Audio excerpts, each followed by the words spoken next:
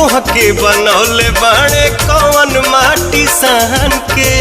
दिल में मोहब्बत जगा दिहला राजा, आपन दीवानी बना लिहला राजा। रुपवा के हमरे बड़ाई तो के चार चांदे पे लगा दिहला राजा।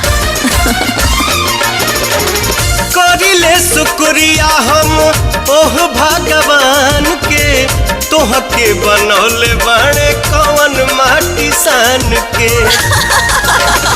हो रूप ऐसन बुझाला देखी सूरज ला जाला, रूप ऐसन बुझाला देखी सूरज ला जाला। जैसे चंदा उगल दरिया में दिल भइल